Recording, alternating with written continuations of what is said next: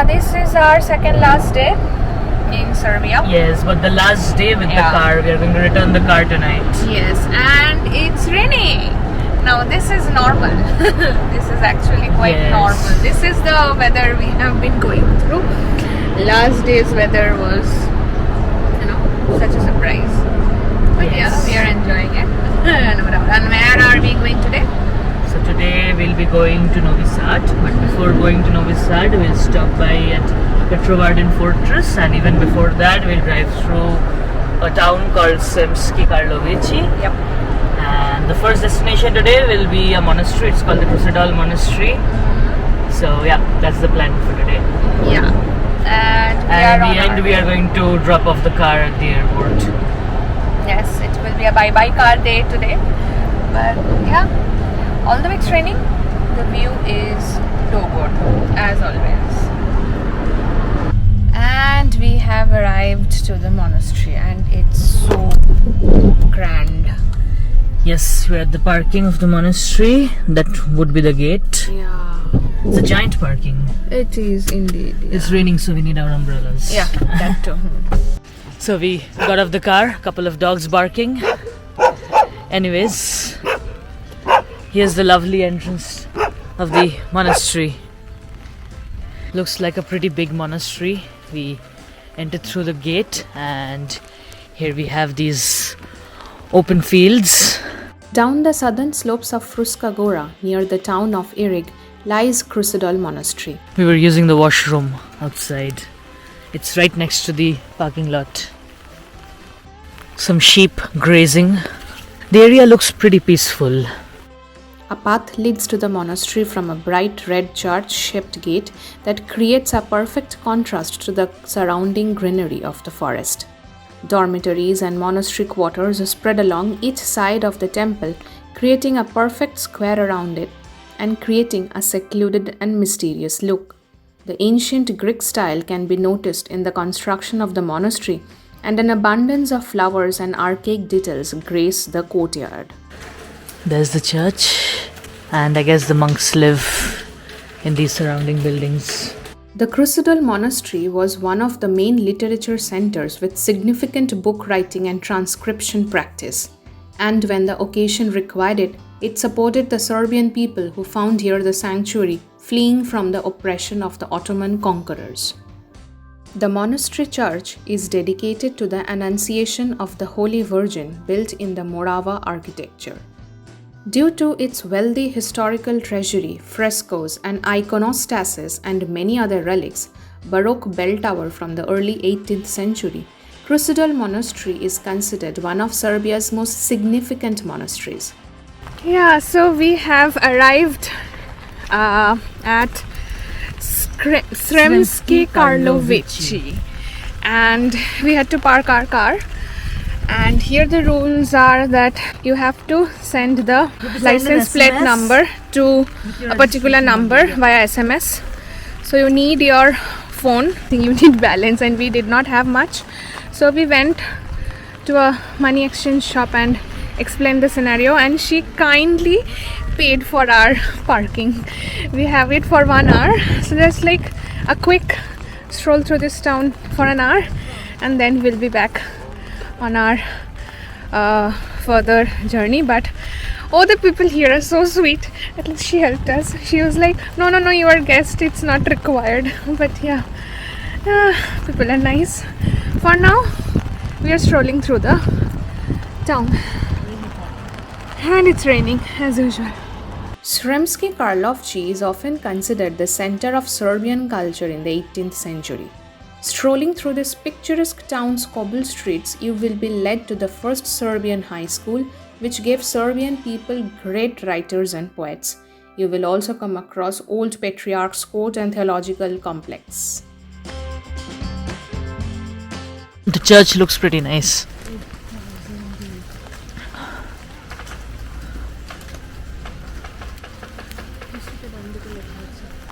That would be the Fountain of Four Lions. Church of Holy Father Nikolai. Probably St. Nicholas Church. called the Fountain of Four Lands because you've got four lands on four sides. And there's another very nice looking building up front. It's rare to find Catholic churches in this part of the country, so this is one such.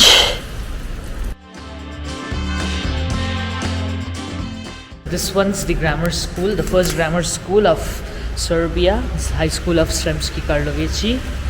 And another trivia about the town is that this town has a lot of wineries. So if you are into wine and you're interested to try out Serbian wine, this would be the region for it. Scattered between the green slopes of Fruska Gora and the blueness of Danube, Sremski Karlovci is guarding the rich treasury of Serbian culture and spirituality in its edifices of priceless historical values. So that's it in Sremski Karlovci.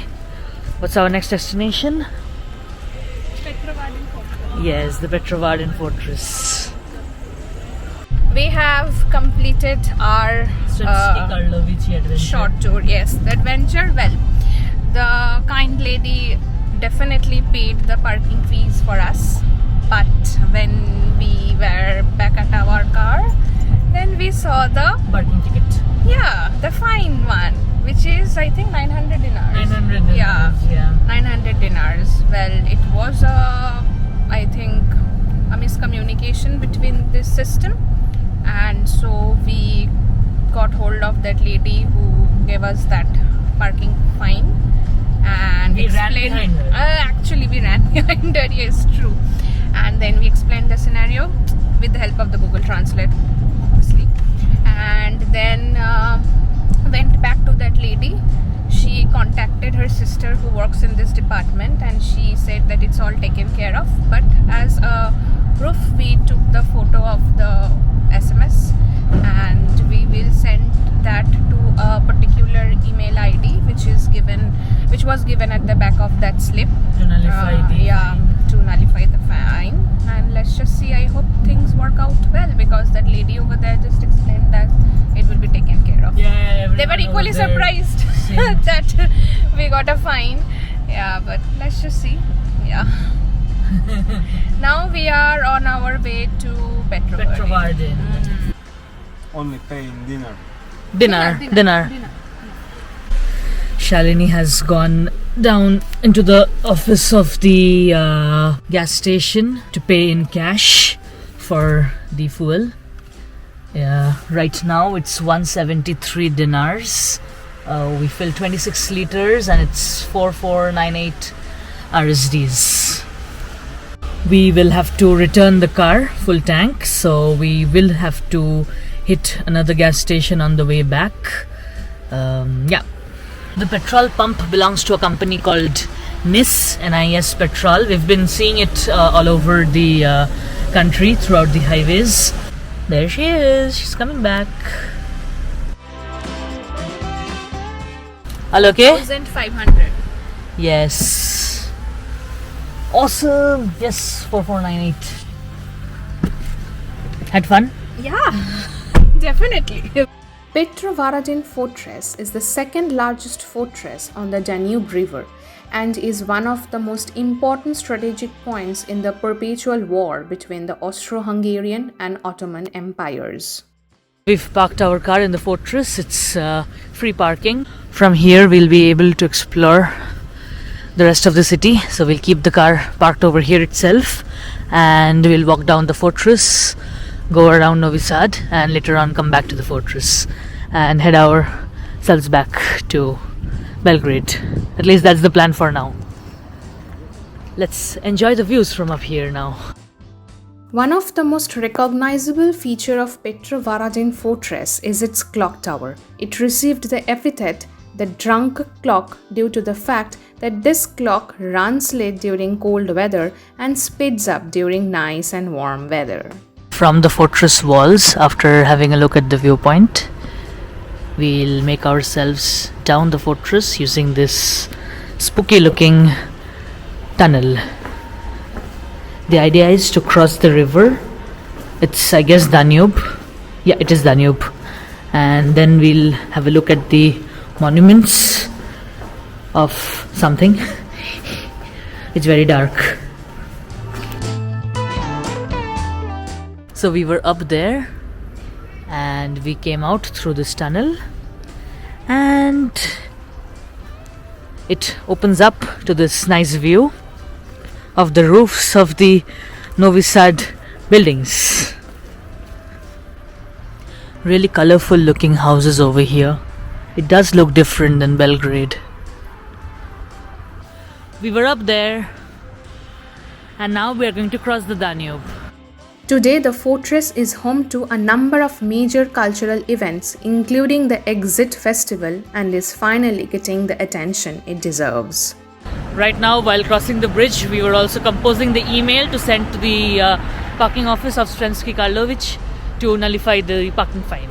Most of the places that we want to see in this city, they are pedestrian friendly. Yeah, so that's why we decided to park our car in the fortress and just walk around the city. That way we'll park for free. We'll avoid the weird zone SMS rule over here for parking, avoid more parking tickets. Yeah, that's the story. Yeah.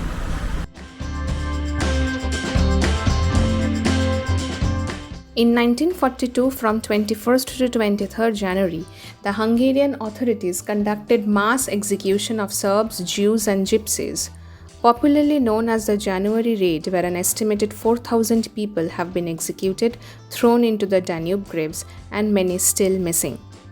On the city quay, now known as the Quay of the Victims of the Raid, there is a 4-meter high bronze monument known as the Family, erected in memory of the mass murder. There are 78 bronze plates which tells the story in its horrific detail and bears the names of the victims. It was so tough during that time. Yeah, so that concludes the first place that we've seen in Novi Sad. Let's explore more. Because of its cultural importance, it is also known as Serbian Athens and is home to Southeast Europe's largest music festival, Exit, which seems to have gained a global reputation for its diversity and superb music. The first impressions are that it looks really beautiful, really colorful. It's artistic as well. Very different from Belgrade. Whenever you end up in this youthful and cultural city of Novi Sad, you should not miss the walk along the oldest and most beautiful streets of Novi Sad, the Dunavska Street.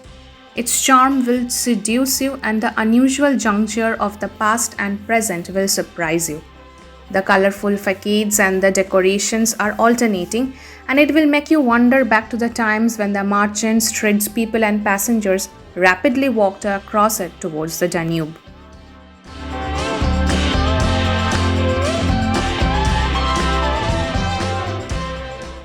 This is the Liberty Square. We'll try to have a look at the synagogue over here. And just a while ago we finished our sumptuous pizza meal. Yeah, it was very tasty. Yes. Everything is good when the stomach is empty. Yeah. But it was We had some pizza and hot chocolate over here.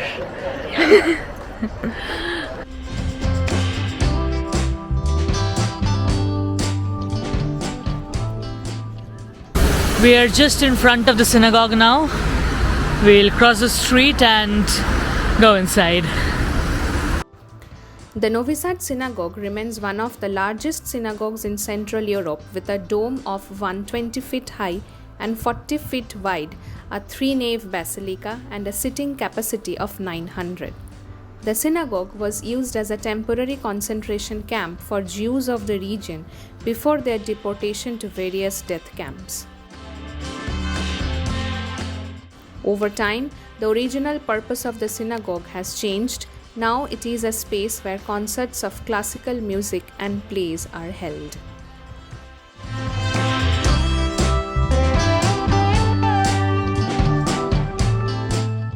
That was the synagogue. What's your experience? It was nice. It was the first time entering a synagogue and it was nice. It's different. Yes, we had to ask the security in the complex to open the doors. Yeah. He himself opened it though. Yeah. And He took 200 dinars for the two of us. There's some of the history written over here.